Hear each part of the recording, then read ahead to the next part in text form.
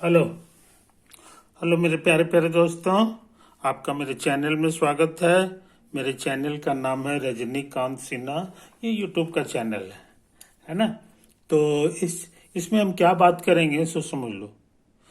आज हमारा प्रोग्राम है फिजिक्स में कुछ बात करने का, है कि नहीं। ये किस क्लास के लिए है? तो भैया ये क्लास 11 के लिए भी है कि नहीं। क्लास 12 के लिए भी है। जो IIT जेई का प्रिपरेशन कर रहे हैं उनके लिए भी है। जो नीट का प्रिपरेशन कर रहा है मेडिकल में जाने के लिए कंपटीशन का, उनके लिए भी है। जो जो ग्रेजुएट में इंजीनियरिंग कॉलेज में चले जाते हैं तो फर्स्ट ईयर में आते हैं, वहाँ भी इसकी पढ़ाई की जाती है। जो लड़के BSc में जाते हैं, है ना, मान लो फिजिक्स ऑनर्स तुम ले लिए तो डिग्री पार्ट 3 साल का पढ़ाई होता है। तो पहला साल में जो है तुमको इसको पढ़ना है, इसको पढ़ना है कि नहीं। तो वही वही पढ़ाई जो है हम करने जा रहे हैं। उस पढ़ाई का क्या नाम है सो समझ लो। उस पढ़ाई का नाम है सेंट्रल फोर्सेस। समझे कि नहीं। फोर्स, लेकिन वो सेंट्रल होना चाहिए। सेंट्रल का कहो कि उसका एग्जाम्पल कुछ बताइए, तो हम बता रहे हैं। जैसे धागा से, जो धागा में पत्थर बांध लो, अब पत्थर बांध के उसको ऐसे ऐसे घुमाओ। हर लड़का घुमाया है तो महसूस किए होगे कि उस पत्थर को घुमाने के लिए जो ना तुमको हाथ पे ताकत लगाना है कि नहीं। जब तक ताकत लगाते रहोगे घूमते रहेगा, और ताकत लगाना बंद कर दोगे तो वो नीचे गिर जाएगा। समझे कि नहीं। तो यही है, तो यही सेंट्रल फोर्स का एग्जाम्पल हो गया। सेंट्रल फोर्स का एग्जाम्पल हो गया, है कि नहीं। कि किसी भी चीज को जो है तुमको महसूस भी हो रहा है कि हाँ ताकत लगाना पड़ता है, ताकत लगाना पड़ता है, अंदर की ओर ताकत लगाना पड़ता है। तो जहां पर से तुम धागा पकड़े हुए हो वो कहला जाएगा सेंटर ऑफ फोर्स। समझे कि नहीं। और जो ताकत जो लगा रहे हो वो दूर दूर से नहीं लगा रहे हो, उसमें एक माध्यम बना हुआ है धागा।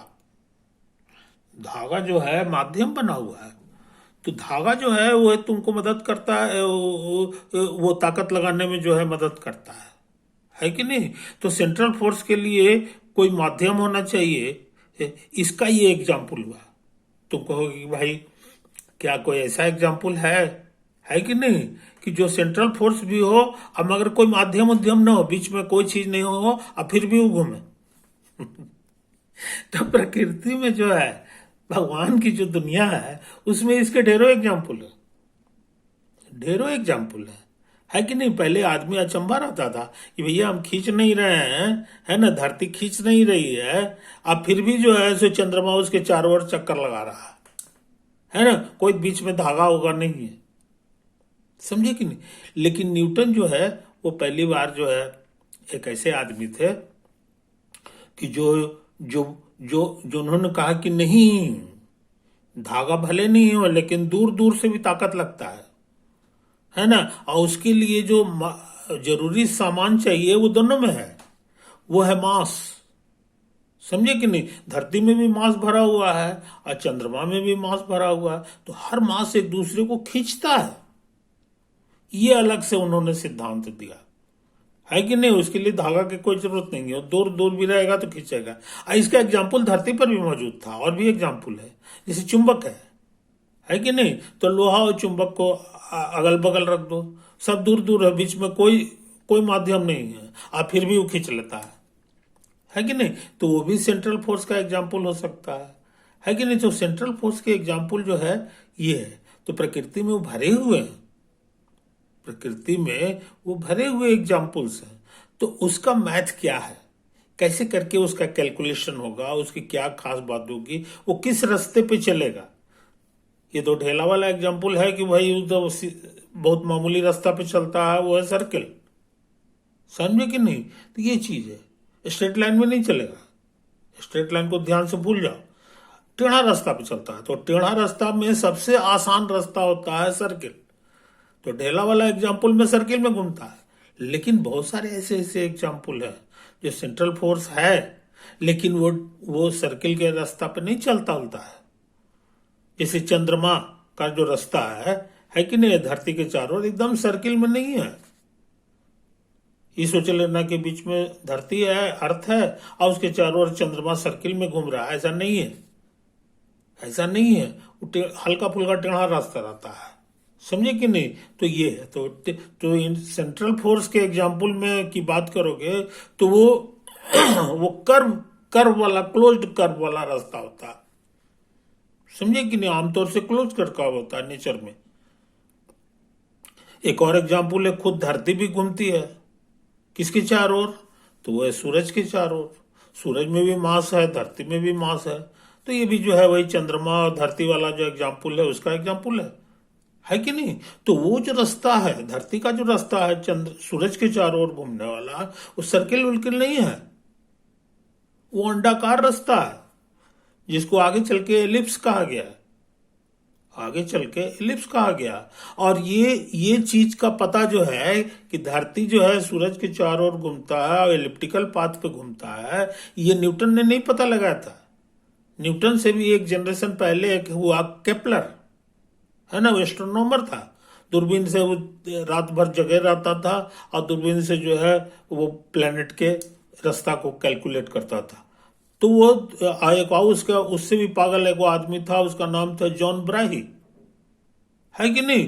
वो जो है पूरा जिंदगी जो है प्लेनेटे को 8 को 9 को जो प्लेनेट था, है ना, हर एक का जो है वो रास्ता को मेजर करते रहा। इसके लिए पूरा जिंदगी काट दिया और उसका सारा कागज जो है उसका धरा हुआ था, और उसी का चेला था केपलर। तो गुरुजी जब मर गए तो उनका जितना खजाना कागज का था उसको स्टडी करने लगा कि आखिर किस नियम से ये प्लेनेट घूमता है, समझे कि नहीं। उस प्लेनेट में एक अदद जो है तुम्हारा धरती भी है, मंगल ग्रह है कि नहीं, मार्स जिसको कहते हो, जुपिटर है, सैटर्न है, इत्यादि इत्यादि। तो 7 को 8 को 9 को सबका स्टडी किया हो कि आखिर किस नियम पे चलता है। तो अंत में वो पता लगाया है कि ये सब के सब जो है एलिप्टिकल पाथ पे घूमता है, अंडाकार रास्ता में घूमता है। और सूरज कहां पे रहता है, तो इस सोच लेना कि अंडाकार है तो बीच में एक सेंटर होता होगा, है कि नहीं, वहीं पर रहता होगा। मगर ऐसा नहीं है। पूरा पढ़ाई करोगे, है कि नहीं, तब जो है पता चलेगा कि उससे सूरज सेंटर पे नहीं रहता है। वो अंडाकार में भी एक मेजर एक्सिस जो उसका होता है, उसमें एक जगह पे खास पॉइंट होता है, दुट हो, या कोई इधर है कोई इधर, उसका नाम है फोकस। तो सूरज फोकस पे रहता है, समझे कि नहीं। ये चीज जो है ना वो न्यूटन से भी पहले जो है वो पता लगा दिया था। और न्यूटन बड़ा तेज दिमाग का था, वो दिमाग लगाया, वो बेचारा दूरबीन उर्बीन नहीं लगाया, समझे कि नहीं।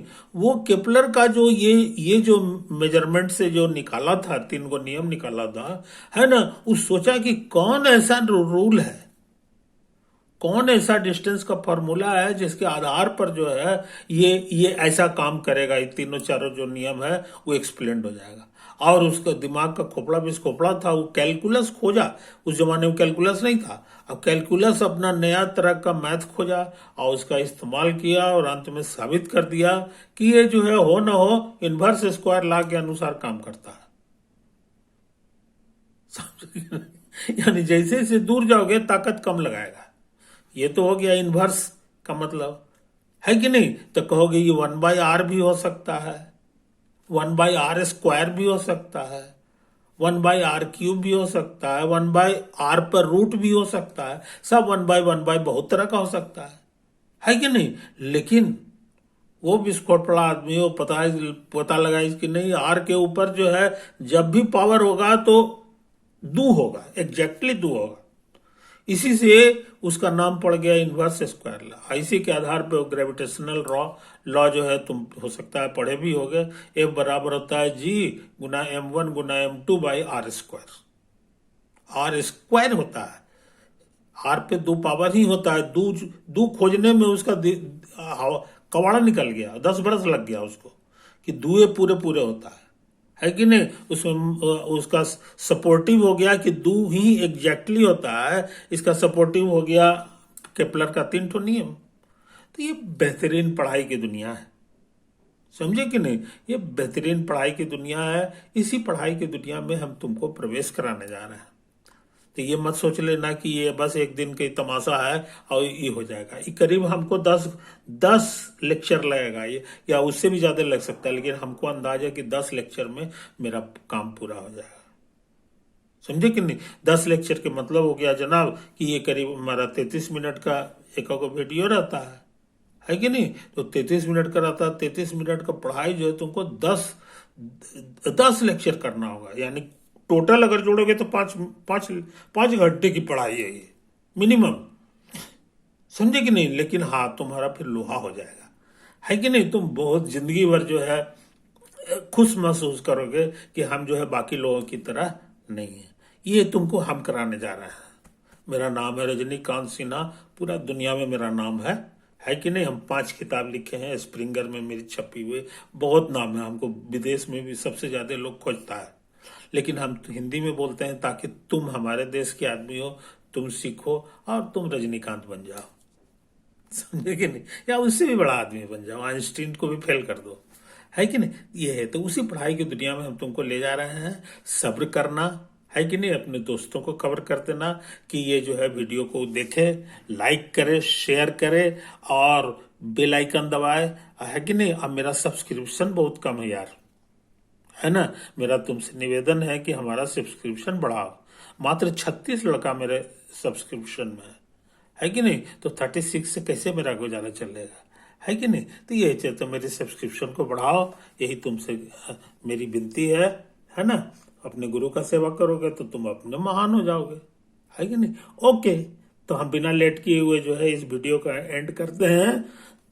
और इसके बाद 10 लेक्चर के लिए तुम अपने को तैयार रखो कि तुमको ये सीखना है। हम उसमें नंबर डाल देंगे, lecture number 1, lecture number 2, lecture number 3, और सारे लेक्चर का जो टाइटल होगा वो यही होगा, सेंट्रल ऑर्बिट। समझ कि नहीं? सेंट्रल ऑर्बिट से संबंधित तुमको सारी जानकारी हम देने जा रहे हैं। ओके मेरे दोस्तों, बाय।